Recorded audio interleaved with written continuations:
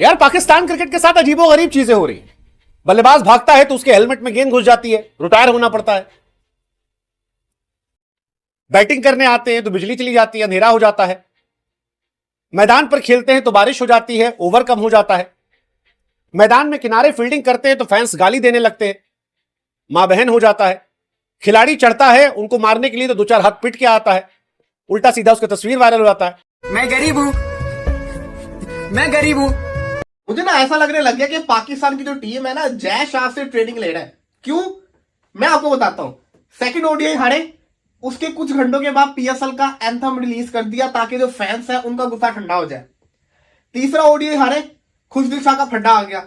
खुशदिल शाह अफगानी fan से लड़ रहा है। अब हुआ क्या कि पाकिस्तान इतना बुरे तरीके से हारा, लेकिन वो कहते हैं ना हुब्बे वतनी सामने आ गई। लोगों ने कहा कि भाई ऐसी की तैसी हार गई साइड पे, हमारे लड़के को ऐसे कैसे कह दिया।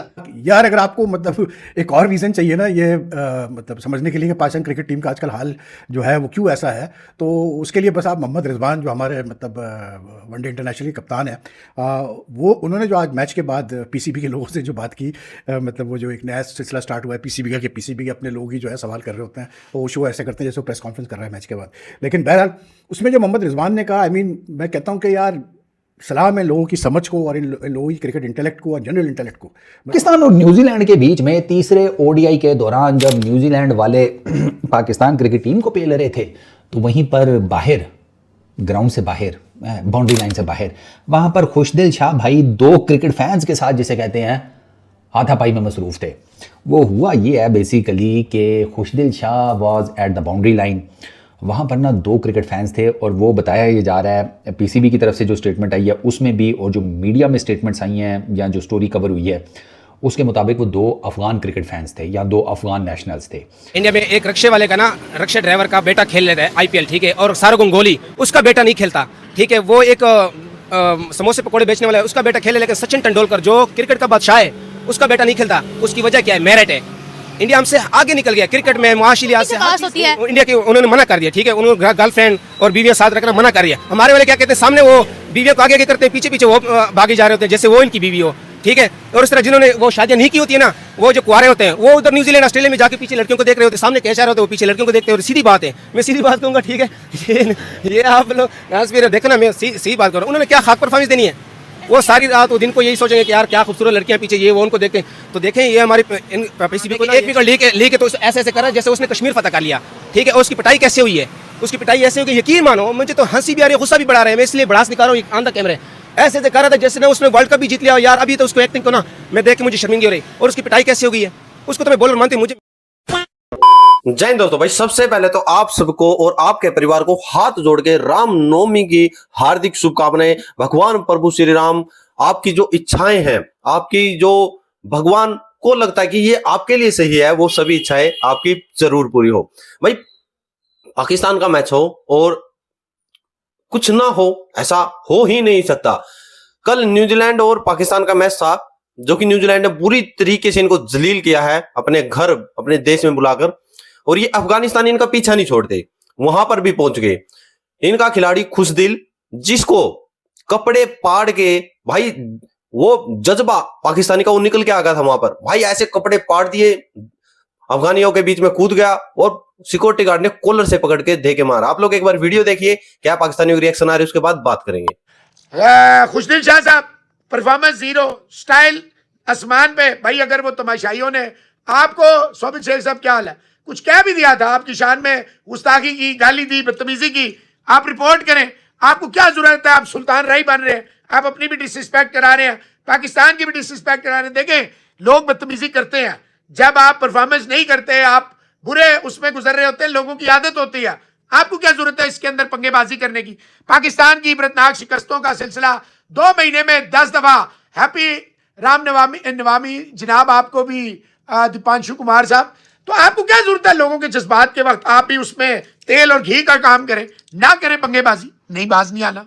ये दुनिया भर में पाकिस्तान जहां भी क्रिकेट खेलता है, अफगान शायकीन की तरफ से पाकिस्तान क्रिकेट को देखते हुए अगर हम उनके गुज़िश्ता 5-7 वर्षों का जायज़ा लेते हैं, तो वो जिस तशद्दुद आमेज़ पुरतशद्दुद रवैये का मुज़ाहरा करते हैं, वो अब खेल से कहीं कुछ और ही मंजरनामा पेश करता है। आज भी खुशदिल शाह के साथ एक वाक़या हुआ है, वो कि पाकिस्तानी खिलाड़ियों को भी अपने जज्बात पर काबू रखना ज़रूर चाहिए, लेकिन जो खेल को देखने के लिए स्टेडियम में आते हैं उनके ऊपर भी कुछ कवायद व ज़वाबित उन पर भी लागू होते हैं, उनको भी उस पर पाबंद रहना चाहिए उसका। खुशदिल शाह की 2 तस्वीरें आई, एक के अंदर उसको लोगों ने पकड़ा, दूसरे के अंदर वो शर्ट उसकी ऊपर ही हुई है, मारने जा रहा है फैन को। मैं देख के हैरान हो गया, मैं परेशान हो गया, भाई इसको क्या हो गया, ये क्या फड्डा हो गया। मुझे लगा जैसे कि आप सबको लगा होगा कि नहीं यार फैन ने कुछ बुरा भला बोल दिया, जैसे हारिस रऊफ को यूएसए में बोला था तो ये गुस्सा कर गया। तो मुझे बड़ा अफसोस हुआ कि खुशदिल शाह को ऐसे गुस्सा नहीं करना चाहिए, खुशदिल शाह को कंट्रोल रखना चाहिए। फैंस तो फैंस है, आप बुरी परफॉर्मेंस दिखाओगे लोग बोलेंगे, लेकिन मैंने कोई वीडियो नहीं बनाई।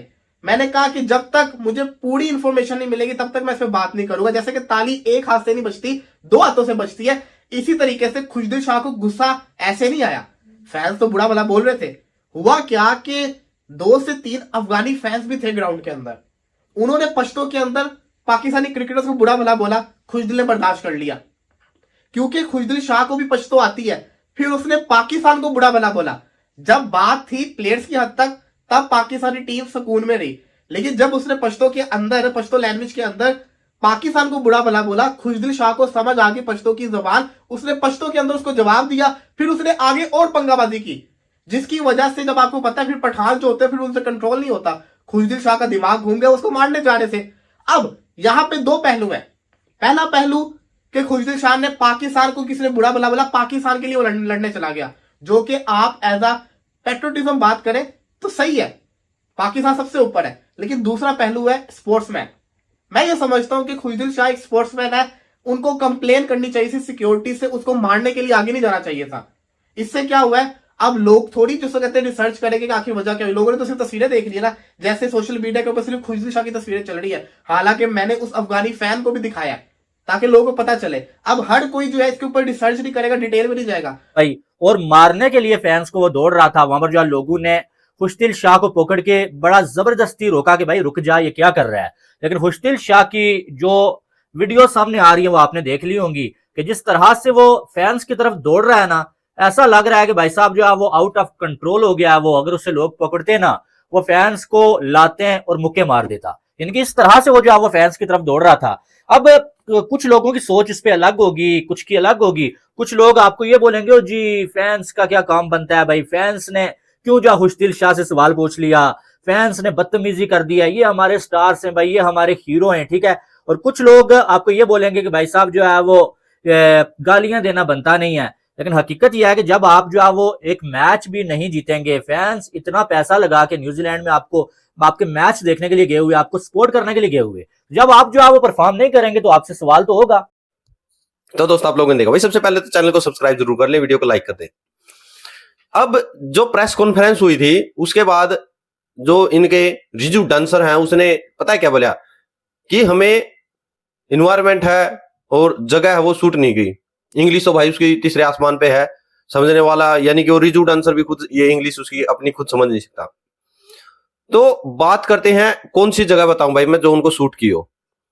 चैंपियन ट्रॉफी थी, पाकिस्तान के अंदर थे, न्यूजीलैंड आया, साउथ अफ्रीका त्रिकोणीय श्रृंखला हुई, एक मैच साउथ अफ्रीका से जीते, बुरी तरीके से रोंदा, बुरी तरीके से जलील किया, त्रिकोणीय श्रृंखला जीत गए। उसके बाद आ जाओ चैंपियन ट्रॉफी में, चैंपियन ट्रॉफी के मैच थे, जगह इनकी थी, वक्त इनका था, हालात इनके थे, जज्बात इनके थे, सब कुछ बदल दिया, बुरी तरीके से पीटा। फिर पहुंचे यूएई, मुस्लिम कंट्री, वाह वाह, बाकी सबसे बड़ी तो पाकिस्तान है, भारत ने वहां पर इनको बुरी तरीके से ठोका। फिर बांग्लादेश के साथ मैच था, बारिश आ गई, कंगाली में आटा गिला, वहां पर बाहर हो गए। चैंपियन ट्रॉफी में वो जो सेरेमनी थी फाइनल, उसमें कोई नहीं पहुंच पाया, बुलाया नहीं। चैंपियन ट्रॉफी इनके घर में थी, सेरेमनी भारत यानी कि दुल्हन इनकी थी, भारत आया, बीच में दूल्हा उठा के ले गया भाई दुल्हन को, चैंपियन ट्रॉफी ले गया, वहां पे कंगाली में आटा गिला। यानी कि अब पहुंचे थे वहां पर, चलो अच्छा मौका था, सी टीम उन्होंने खिलाई, बड़े अच्छे प्लेयर उनके यहाँ पर भारत आईपीएल आए हुए थे, उन्होंने इनको बुरी तरीके से जलील किया। फिर वनडे होने लगे, इनके सारे खिलाड़ी थे, उन्होंने फिर इनको पीटा।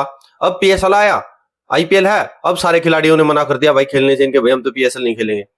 मेरे भाई एक इंटरटेनमेंट का स्रोत रह गया है मात्र पाकिस्तान, बचा क्या है भाई? कमेंट जरूर के जो बचा हो।